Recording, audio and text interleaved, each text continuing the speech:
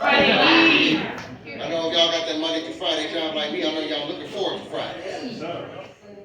So this is dedicated to me saying thank you, President Biden. Because we all know about, maybe about a couple of weeks ago or so, about the student loan forgiveness. This really helped me.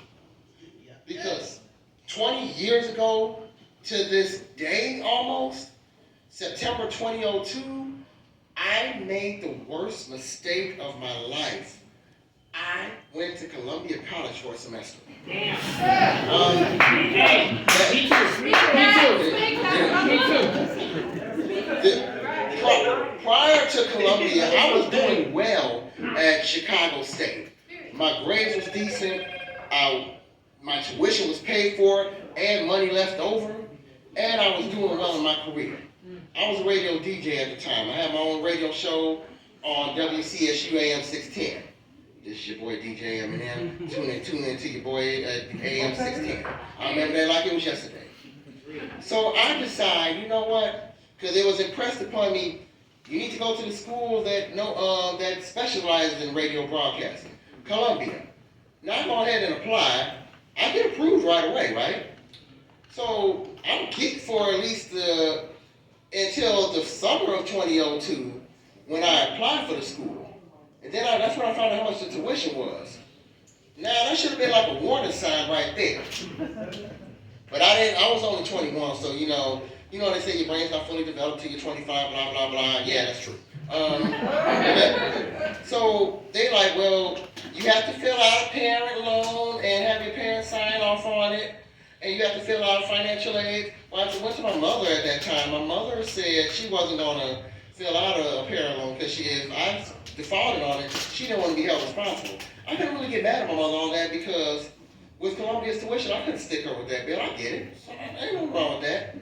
So I felt I used my little financial aid that I had, took out student loans. So I'm saying to myself, okay, something in that back of my mind kept telling me, I'm making a really big Texas-sized mistake doing this. But I'm not listening to myself. So I fill out the classes, right? I'm like, if I'm gonna pay all this damn money, y'all gonna make me take the classes that I want to.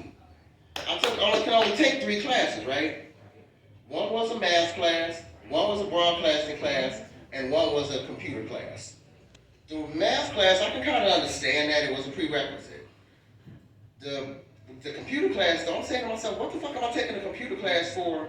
And I'm paying all this motherfucking money. Let me take the classes that I want. So this is where the kicker really kicked in, right? Like I told you, I was a radio DJ at Chicago State, and I was a radio DJ at Kennedy King when I first started. I go to Columbia's little radio station. Does anybody remember the old show WKRP in Cincinnati? Please tell me why that radio station looked like something off that sitcom. And I'm sitting up there like, okay, do y'all have any on-air personalities so I can at least do a radio show? They're like, well, no, they don't have any on-air talent. So I'm saying to myself, what the fuck mistake did I'm doing going to this school? You mean to tell me a school that's on 69th and Wentworth, I'm talking about Kennedy King, a school on 95th and King Drive, Chicago State, that had on-air personalities and taught me the ins and outs of broadcasting was better than this overpriced bougie ass school? So I sit up there and choked down the 3 classes at Columbia, right? You best believe spring of 2003, I hightailed it back right to Chicago State. Columbia left a real bad taste in my mouth. So I was stuck paying student loans. And then, oh, by the way, let me tell you all, Herb Kent was a teacher at Chicago State. Daryl Denard, who had his own show on Channel 7, taught at Kennedy King.